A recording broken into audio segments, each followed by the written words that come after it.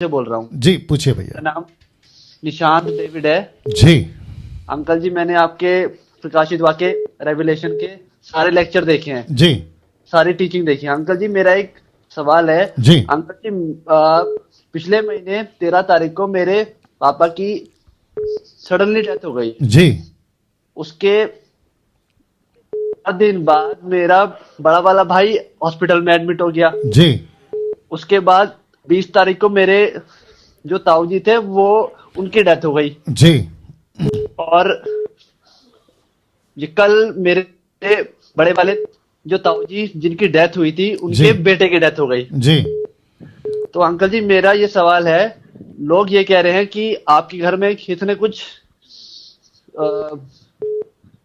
श्राप वगैरह दे दिया है जी किसी को। तो अंकल जी। जी, मेरा ये सवाल है कि मैंने जहां तक आपकी टीचिंग और बाइबल में जितना लिखा है, मुझे 101% विश्वास है कि ऐसा कुछ नहीं है। Right. इस समय जो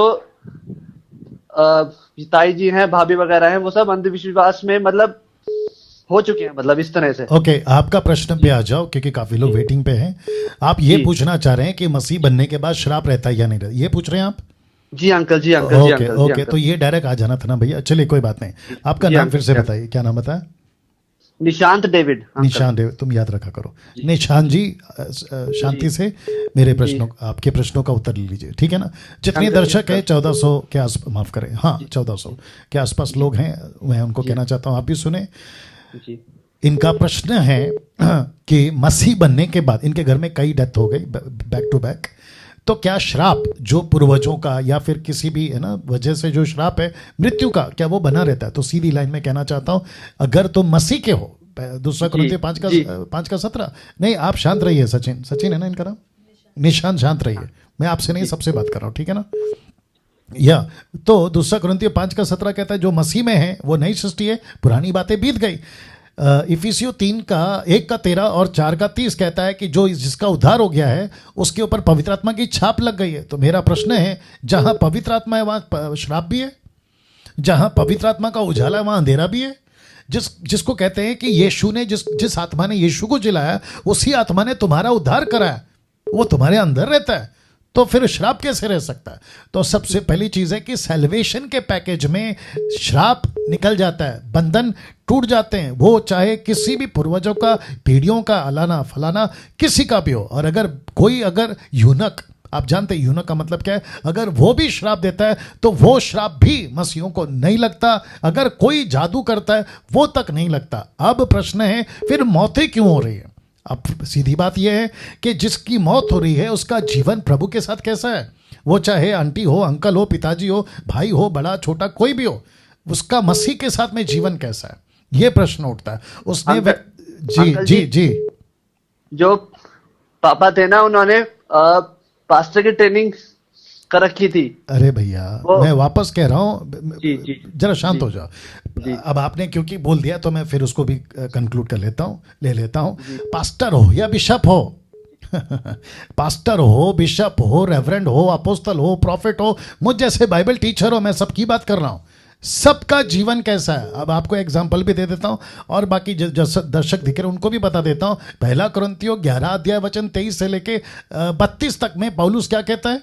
जो प्रभु बोझ लेता है, अगर गलत तरीके से लेता है, वो या तो कमजोर, दूसरा बीमार और तीसरा मर तक जाएगा। फिर ये क्या है?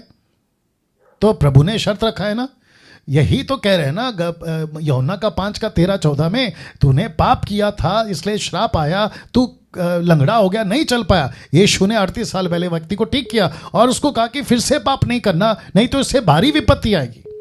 और फिर मत्ती का किताब उसका 12:39 से आगे पढ़ोगे, दुष्ट आत्मा जब निकल जाती है और देखती है कि ये व्यक्ति वापस वही पुरानी जिंदगी जी रहा है, तो वो एक नहीं आती बल्कि अपने साथ लाती है। उसकी हालत पहले से भी ज्यादा भयंकर, खतरनाक।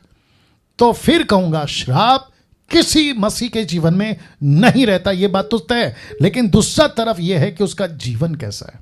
वो चाहे पास्टर हो, डिग्री लिया हो अमेरिका से या कहीं से भी, एक मसीह का जीवन, सेवक का जीवन प्रभु के वचन के अनुसार चलना चाहिए। इसके ऊपर बहुत प्रचार किया हूँ। याकूब का किताब 1 13-14 लिखा है कि पाप परीक्षा में पड़ता है, परीक्षा फिर उसको अभिलाषा में डालती है, अभिलाषा गर्भवती होती है, पाप को जन्म देती है, और पाप क्या लाता है? मौत।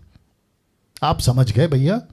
जी हाँ हाँ, जी, तो ये चक्कर है। लेकिन अगर आप कहोगे श्राप की वजह से मेरे पिताजी या अंकल आंटी मर रहे हैं, मुझे इसके लिए कुछ अलग से कुछ करना है, कोई बड़े पास्टर को बुलाकर घर पे प्रार्थना करना है, तो ये इसकी कोई जरूरत नहीं है, क्योंकि प्रभु आपके साथ है, प्रभु की उपस्थिति आपके साथ है। आप खुद भी प्रार्थना करो।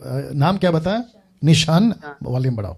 निशान जी, जी जी जी, आपको अगर ऐसा डर लगता है ना कि नहीं घर, अंकल, मेरे को डर नहीं है, बिल्कुल भी डर नहीं है मेरी बात सुन लो, मेरे को। मेरी हाँ, बात सुन लो। मैंने कहा अगर जी अगर आपको लगता है ना ऐसा घर में कुछ है, तो आप खुद ही प्रार्थना कर लो, प्रभु से कहो प्रभु ये क्या है, और बैठो ना प्रभु के पास में। अगर निशान मैं आपके जगह पे होता ना निशांत, तो मैं बैठता, प्रभु को पूछता प्रभु ये क्या है। हालांकि आपका व्यक्तिगत मामला है, मैंने फिर भी आपका प्रश्न लिया, क्योंकि मैं जो पूछने के लिए कहा हूं वो बाइबल से सवाल है, लेकिन उसके बावजूद मैं जवाब इसलिए दे रहा हूं क्योंकि श्राप का प्रश्न उठा, श्राप, कर्स, इसलिए मैं जवाब दे रहा हूं। तो आप बैठो, प्रभु से पूछो प्रभु ये मौतें क्यों हो रही है? श्राप तो नहीं है। जहां यीशु है, लेट मी फिनिश, जहां यीशु है वहां ज्योति है, वहां उजाला है, वहां छुटकारा है। शैतान की बातें क्यों आएंगी? जी ओके, जी अंकल, जी uncle, God bless, God bless, God bless. Okay, next call